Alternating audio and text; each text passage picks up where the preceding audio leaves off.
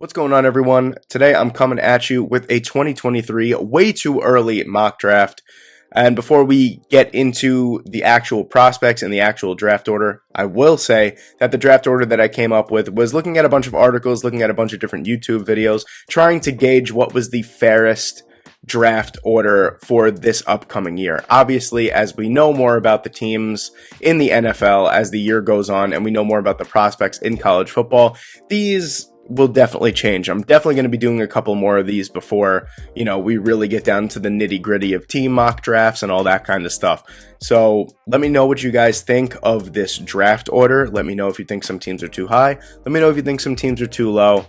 Without further ado, let's just get into it. So with the first overall pick, I do have the Houston Texans here. And with that first pick, I had them taking Will Anderson Jr. Now make no mistake about it, if the Houston Texans are picking number one, probably means that Davis Mills didn't really have that great of a season, and that might mean that there's a little distrust in the Houston Texans organization with Davis Mills. So this could very well be a quarterback as well.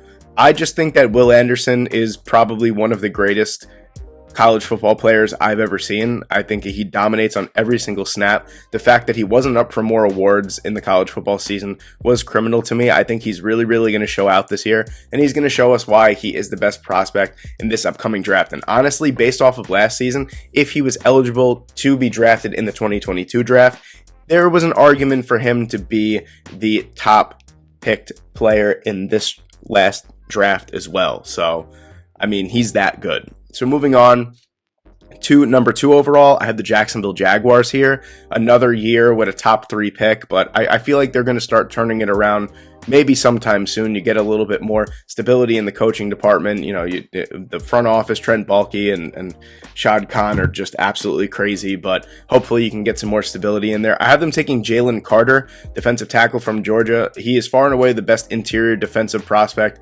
in this draft, and the Jacksonville Jaguars defensive line could definitely use some more juice. 6'6", 310 pounds. He's an immovable object in run defense, and in pass rushing department, he is a absolute pocket collapser. So I think far and away, Jalen Carter would make the most sense to the Jacksonville Jaguars if they were picking in this spot here. And then maybe a surprise at number 3, I actually have the Atlanta Falcons here. I think that despite having a really good 2022 draft, I think that the Falcons are still really depleted when it comes to the talent pool. And I think that they are going to be picking top 5 regardless of what happens this year. And I have them taking CJ Stroud. I think that even though they drafted Desmond Ridder, he said that he was going to bring a Super Bowl to Atlanta. He clearly doesn't know what's going on in Atlanta if he's saying things like that.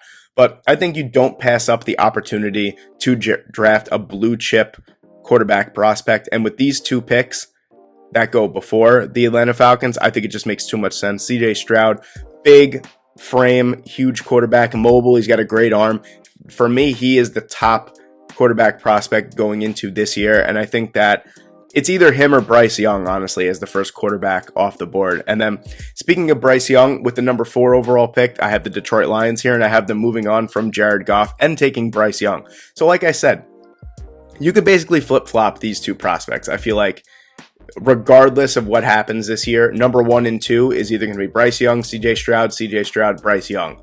So I feel like the consolation prize for the next team is going to be either one of these guys. It's just as a consequence of who gets drafted first. But I think Bryce Young makes a ton of sense in Detroit. I think Dan Campbell finally gets to start fresh. I really like what Dan Campbell is doing in Detroit. He is a guy that really gets my blood pumping, and that's someone that I would want to play for. Moving on to number 5 overall, I have the Chicago Bears coming in at number 5, and it has to be Jackson Smith-Njigba. It just has to be. I don't want to say that Chicago neglected the wide receiver position with their first few early draft picks this past year, but I feel like they could have done so much more with what they had in terms of helping Justin Fields in the wide receiver department. So I feel like if they still believe in Justin Fields after this year and they like what they've seen, they go out and they get him a true wide receiver number 1, and that's Jackson Smith-Njigba for me. And not only that, Jackson Smith-Njigba is a guy who has benefited from having Garrett Wilson and Chris Olave and Jeremy Ruckert around him. So if he could replicate these numbers with those guys gone, I think that far and away he's the number 1 wide receiver on everyone's board. And then moving on to number 6, I have the Seattle Seahawks, and I have them taking quarterback Will Levis from Kentucky. I think that the Seattle Seahawks passed on this year's quarterback class because they were just thoroughly disgusted with what they had, so much so that they're going into this year with Geno Smith and Drew Lock as their 2 quarterbacks. So I'm not going to say that they're going to take a punt on this year because I think they drafted really well and they got some really, really good pieces for the future. But I feel like they inevitably have to go and get a quarterback now after this year, and they still have 2 first-round picks coming up next year as well. So I think they use their first pick and get a quarterback. I like Will Levis a lot. He's got all the tools. He's got the size. He's got the arm strength. He was a little bit inconsistent last year. If he could shore up some of those inconsistencies, I think he definitely finds himself in the top 10.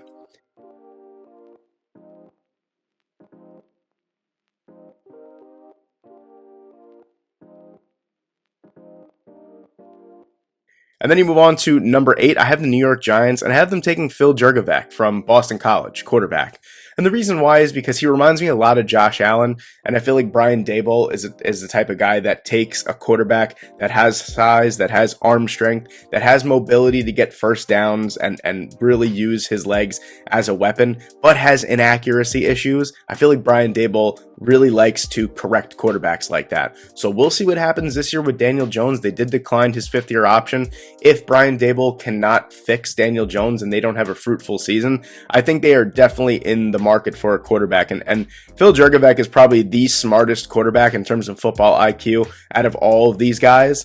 He definitely has the arm strength. He definitely just has to work on that consistency as a passer. Then moving on to number 9, the Washington Commanders at number 9. I have them taking Kelee Ringo, cornerback from Georgia.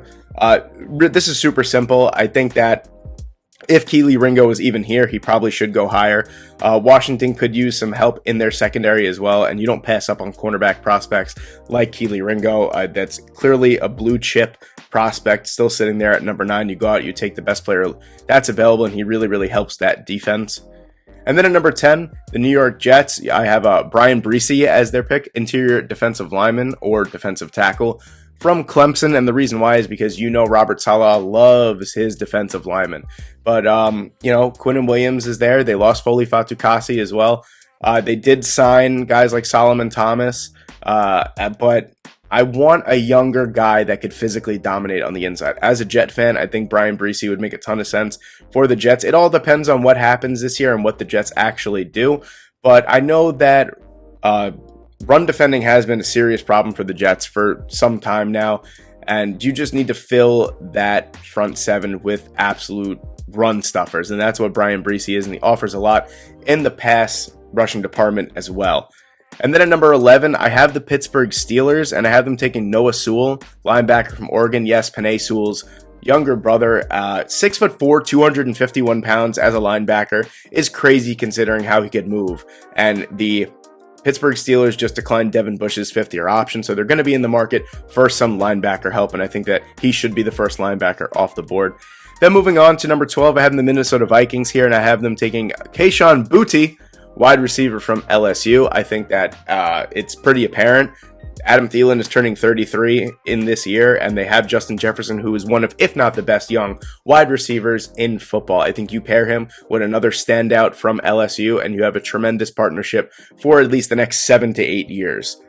And then moving on to number 13, I have the Philadelphia Eagles here, one of their 2 first-round picks, and I have Eli Ricks going to the Philadelphia Eagles. He is a cornerback from LSU/Alabama because he is transferring to Alabama, and I think he's really, really going to show out this year. He had a really, really good year, and then had some inconsistencies. So I think that if he can get back to his best playing days at Alabama, where the spotlight will be on him, he will once again be considered a top pick in the first round. And I think fills a massive need for Philadelphia as well. Then moving on to 14, I have the New England Patriots, and I have them taking Jordan Addison, a wide receiver who was at Pitt, but he's in the transfer portal right now. I don't know where he's going to land. I heard that USC is probably the favorite to land him, but as for right now, he is still in the transfer portal. Fantastic year with Kenny Pickett last year. He showed a lot as a wide receiver, and I still think that the New England Patriots need a true number 1 wide receiver, and I think Addison could be that guy. And then at 15, I have the Las Vegas Raiders here, and I have them taking Paris Johnson Jr., offensive tackle from Ohio State. So it's not the greatest offensive line class, but of course, there is still some really, really good prospects. So the first offensive lineman comes off the board at number 15. And Paris Johnson Jr. fills a big need for the Las Vegas Raiders. I think they should already consider Alex Leatherwood a bust, especially on the outside. Right now, he is listed as the right tackle, so we'll see how he does this year. But you could easily put Paris Johnson Jr. out there, pair him with Colton Miller on the other side as the blindside blocker, and move Alex Leatherwood inside to where he played a little bit better last year. And then 16, I have the Philadelphia Eagles again. I have them taking Myles Murphy, edge rusher from Clemson. Last couple years, he's combined for 12 sacks, and he's looked like an absolute force on the outside. He's really, really going to have an opportunity to show out this year, and I think that the edge rushing department is still a really, really big need for the Philadelphia Eagles. I know they signed Hassan Reddick, but they're not using him as an outside linebacker in a 3-4. They're using him as an outside linebacker in a 4-3. Not really sure how it's going to fit. I think a true edge rusher that puts his hand in the dirt and rushes the passer is exactly what the Philadelphia Eagles need, and Myles Murphy is a fantastic prospect. Then moving on to 17, I have a surprise here. I have the Miami Dolphins at number 17. I have Bijan Robinson coming off the board. I think that if you watch Bijan Robinson's tape, he is a true workhorse, every single tool kind of back. Like, he's got speed, he's got power, he's got vision, he can catch the football, he's elusive in open space. I mean, the guy is just tremendous. And you guys know, if you're a fan of this channel for some time, how much I dislike drafting running backs in the first round. But Robinson is a type of player that I would be more than happy with at the back end of the first round, taking in the first round.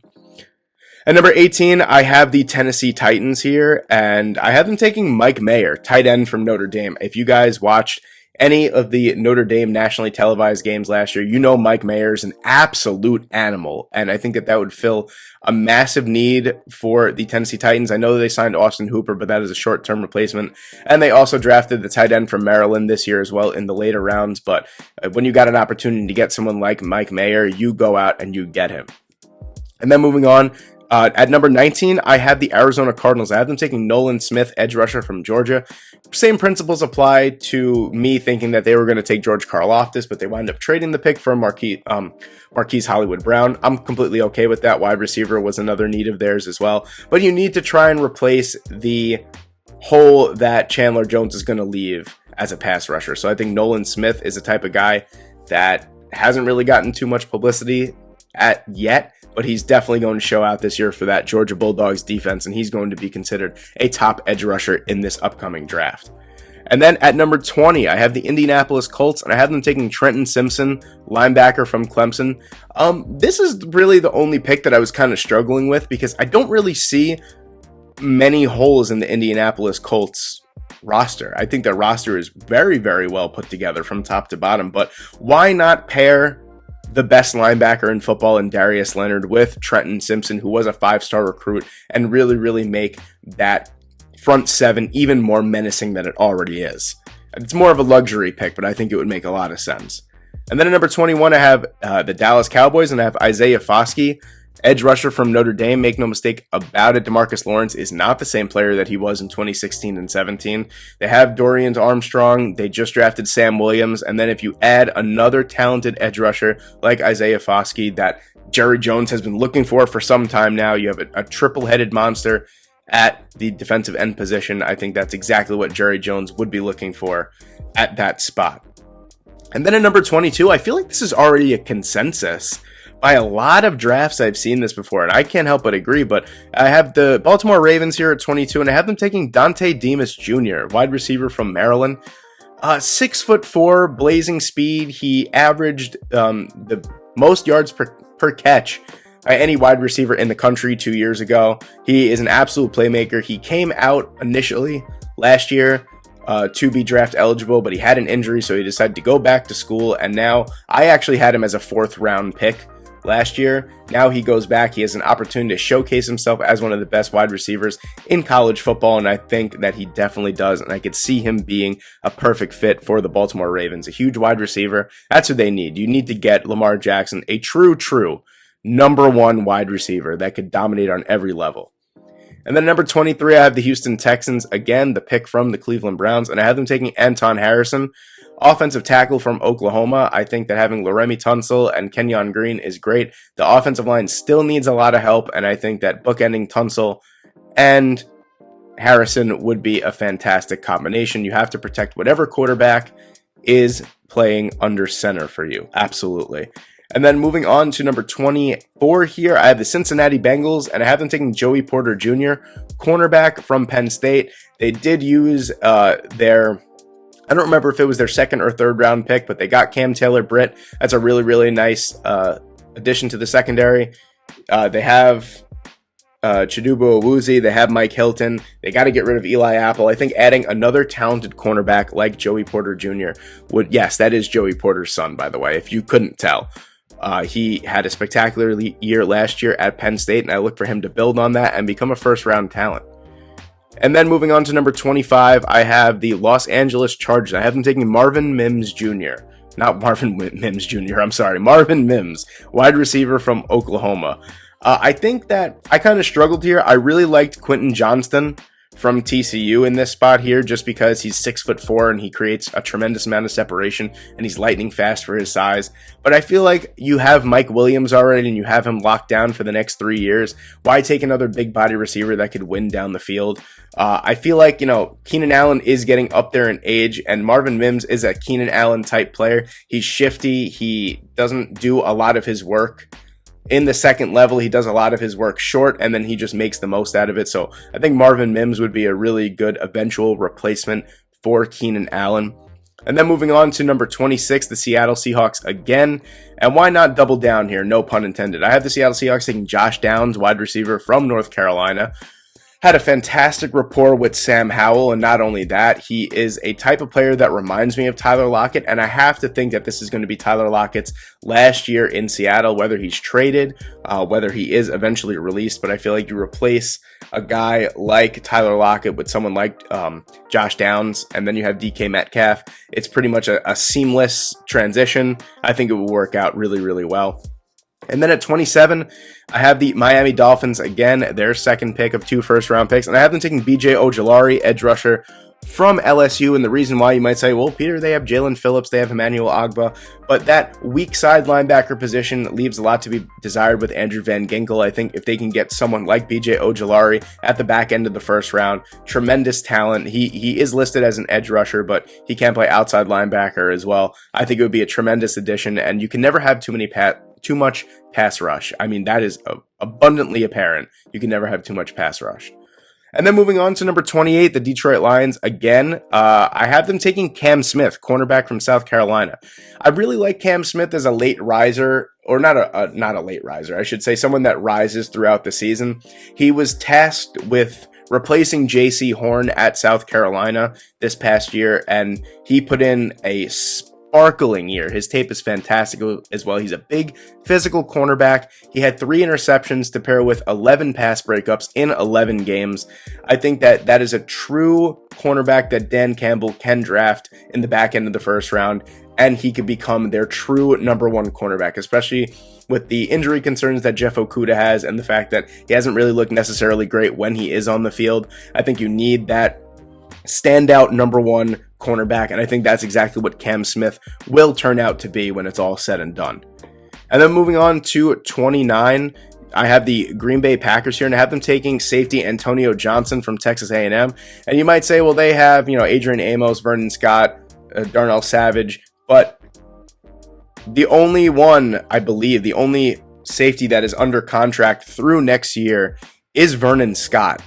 I could definitely be wrong on that. I know for a fact that Adrian Amos is a free agent after this year. I'm not too sure on Darnell Savage, but why not go out and replace Adrian Amos, who is getting up there a little bit in age as well, with someone like Antonio Johnson, free range, fantastic safety. He really, really shows out when the spotlight is on him. I like the fit a lot, and I mean, you could have a wide receiver drafted to Green Bay all you want, but it's just never going to happen in the Aaron Rodgers era in the first round. I don't know why. It's just never going to happen. Then moving on to number 30, I have the Kansas City Chiefs at number 30, and I have them taking Quentin Johnston. I mentioned him before. He's 6'4" with blazing speed and creates a tremendous amount of separation. He averaged 20.4 yards per catch last year. Now, if that doesn't have Patrick Mahomes salivating, or any offensive coordinator with a quarterback like Patrick Mahomes salivating, I don't know what will, but that has the potential to be extremely explosive and dangerous there. And then at 31, I have the Tampa Bay Buccaneers, and I have them taking Brendan Joseph, safety from Notre Dame.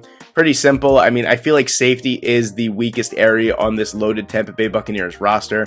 They get younger, and they get much more athletic with Brendan Joseph here at 31. And then 32, I have the Buffalo Bills with the final pick in my 2023 mock draft, and I have them taking Jordan Battle, another guy that was eligible to come out and then did tease coming out in 2022. He was probably going to be a second or third round pick this year. He comes out, and I think he does just sneak into that first round. The Buffalo is another team that has a wonderfully constructed roster.